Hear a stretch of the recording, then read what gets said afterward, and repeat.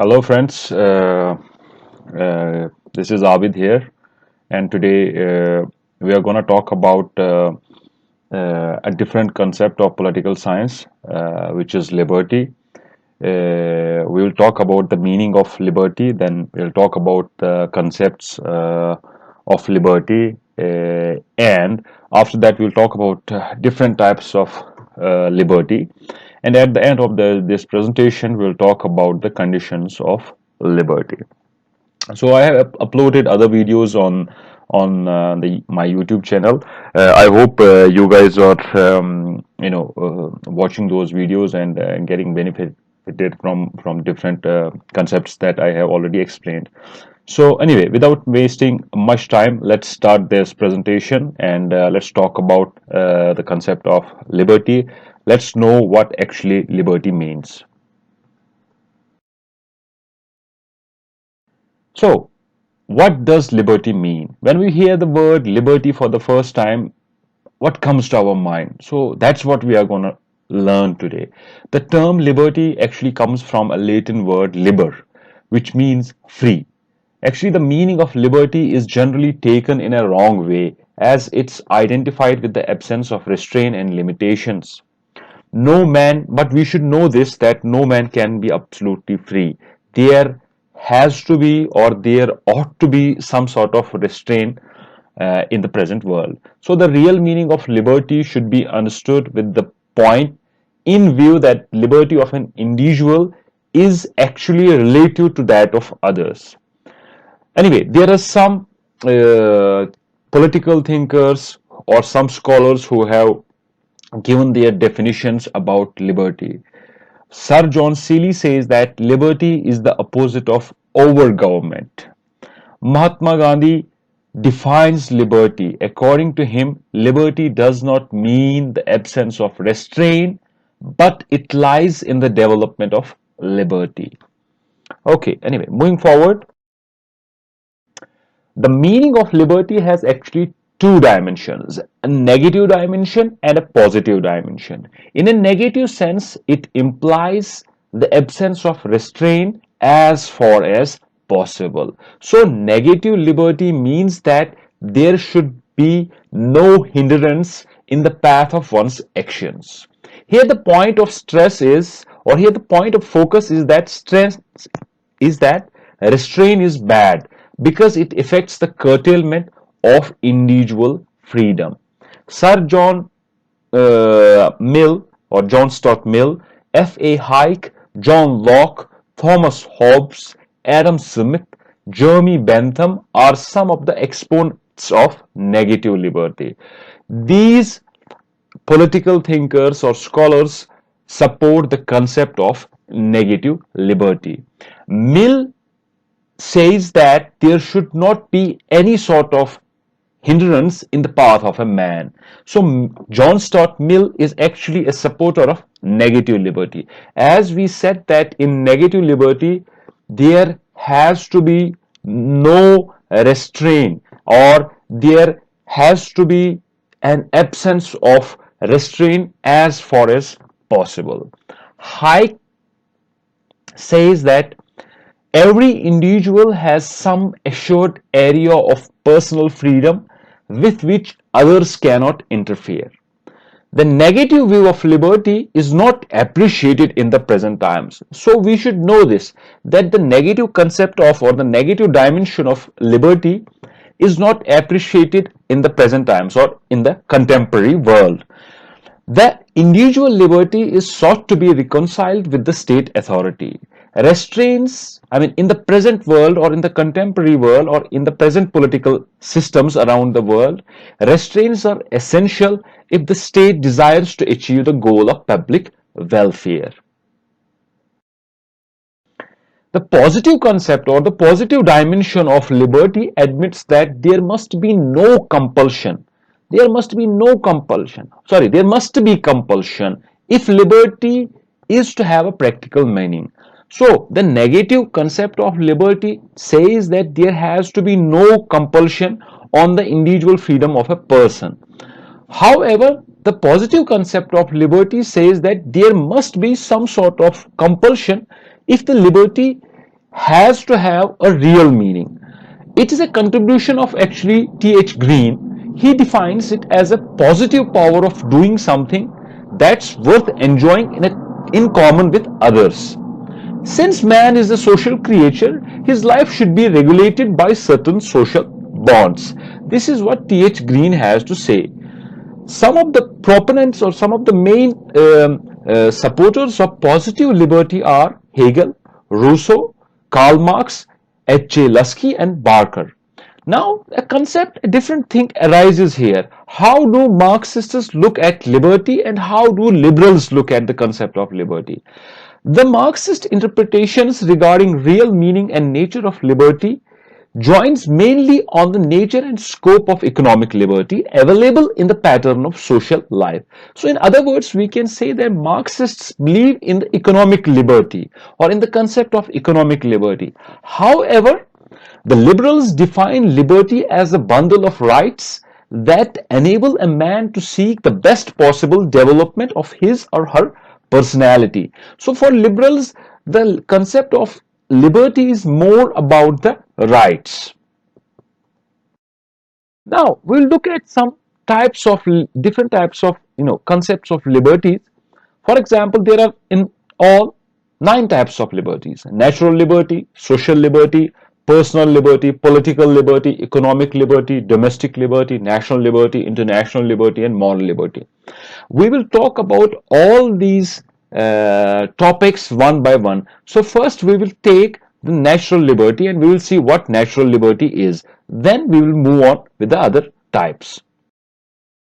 Natural liberty actually implies a complete freedom for a man to do whatever he wills or she wills to do. It means no restraint to any kind of whatsoever on the doing of a man. That means natural liberty is actually comes in the category of actually negative liberty, because we learned that in negative liberty there has to be no sort or there has to be no restraint on the freedom of an individual. So natural liberty also talks about this thing. Just like all creatures live according to their will in the world of nature, so should be the pattern of man's life. In other words, we can say that let a man do whatever he wills or she wills to do. However, modern society is within restraints. We talked about it in when we talked about the concept of negative liberty, that the modern society is within restraints. I mean, if you are living in a modern society, you know that there are some sort of restraints or some sort of rules, some sort of compulsion that you have to follow. So the idea of natural liberty is therefore an errant nonsense. I mean, it's not how can we say applicable in the modern society. As a social creature, man should lead a life regulated by social restraints. So this was the type of natural liberty. We now know what natural liberty is. Now there are 2 other types of liberties: social liberty and personal liberty. First we will see what social liberty is. Social liberty relates to man's freedom in his life as a member of any social organization. As such, it refers to a man's right to do what he wills in compliance with the restraints imposed on him in general interest. This kind of liberty consists of rights and privileges in the society, which is protected by the state. Thus, social liberty liberates a man from the fear of arbitrary aggression. So this is what social liberty is. Now talking about the concept of personal liberty. Personal liberty means the availability of those conditions in which the individual can act without being under any type of arbitrary restraint. That means every individual has the right not to permit any other individual to interfere in his personal affairs. Every individual should have the liberty to dress, to eat any sort of food, standard of living, to marry any person he or she wants to marry, to get any sort of education for his children or for himself. So personal liberty stands for personal security. Personal liberty also stands for personal security, personal freedom of movement and enjoyment of personal property, So that means the state should not interfere in the personal matters of the individual. Such liberty is essential for the free development of human society. So this was all about personal liberty. Now talking about liberty, political liberty refers to the power of the people to be active in political affairs of the state. According to Professor Lusky, political liberty means the freedom of the individual to participate in the affairs of the state. So, we can say that political liberty includes the liberty to vote, to contest in elections, to hold public office, to express political views, and to criticize the government. Further, to have a free and fair elections and to have freedom for the public opinion. So political liberty is all about the liberation, or in other words we can say it's all about, or it includes the liberty to vote, to contest elections, to hold public offices, to hold different political views, and to criticize the government. uh, this was about political liberty. Now let's move and see what economic liberty means. Economic liberty allows individuals to be engaged in some gainful occupation or designation.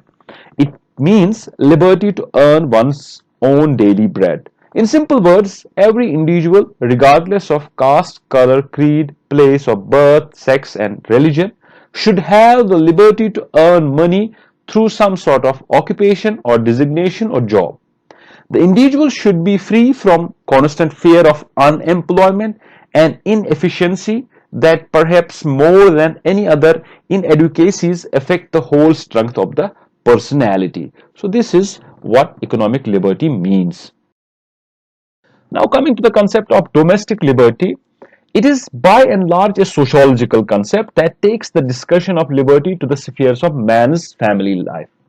It implies that all associations within the state, the small community of family, is the most universal and of the strongest independent vitality. So this is what domestic liberty means. National liberty, it's actually a synonym of national independence. It stands for national independence, freedom from imperialism or colonialism or any sort of external aggression. As a matter of fact, national liberty is another name of national sovereignty.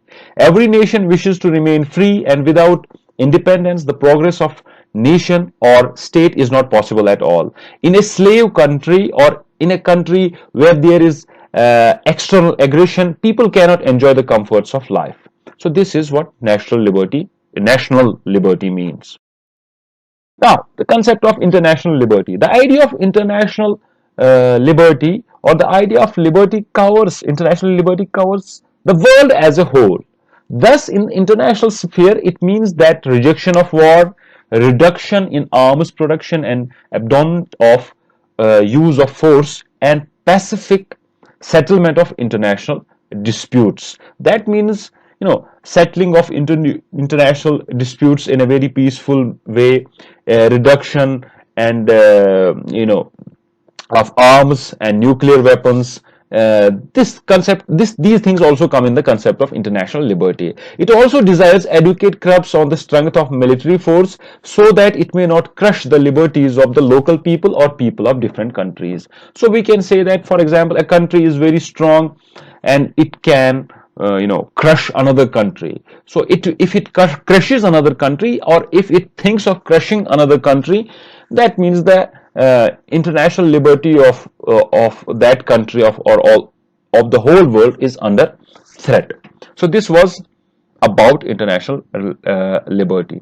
Now talking about the last type of liberty, moral liberty, it stands for the freedom of individuals to act as per his rational self. Every individual should have the liberty to develop his personality according to his will. This type of freedom is contained in the idealistic interpretations of thinkers from Plato and Aristotle in the ancient, to Rousseau and Kant, and Hegel and Green in the modern times. I mean, this concept of liberty has been talked out, from ancient times to modern times by different political and social thinkers. So these were different concepts of these were different types of liberties. So now let's see the conditions of liberty. What are the things that are necessary for safeguarding the concept of liberty?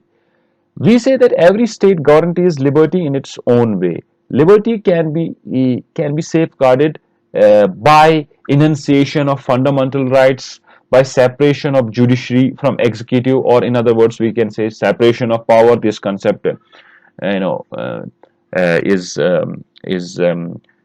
in process in United States of America. It's in their constitution. I guess it's in India as well. Then there comes decentralization of power. Decentralization of power also helps in safeguarding the concept of liberty. Political party system also helps in safeguarding the concept of liberty. Rule of law also helps us in safeguarding the concept of liberty. Eternal vigilance also helps in safeguarding the concept of liberty. And last but not the least, free press also helps in safeguarding the concept of liberty. So these were the conditions that were necessary for the safeguarding of liberty. We said that enunciation of fundamental rights is important, separation of judiciary or separation of executive from judiciary is important, or separation of powers you can also say. Then we said that decentralization of power is also important. And then we said political party system, rule of law, eternal vigilance, and free press is also important. So this was all about the concept of liberty and the types of liberty and the conditions of liberty. In this video, we learned, I hope we were able to at least learn some things from this presentation, if not much, but at least some stuff. Uh, from this video we talked about the meaning of liberty, then we talked about the dimensions or the concepts of liberty, then we talked about 9 different types of liberty, and then we talked about them individually, and at the end of this presentation we talked about the conditions that are required for liberty. So this was all about this presentation. I hope you will like this video. Take care of yourself. Until next time, see you. Bye bye.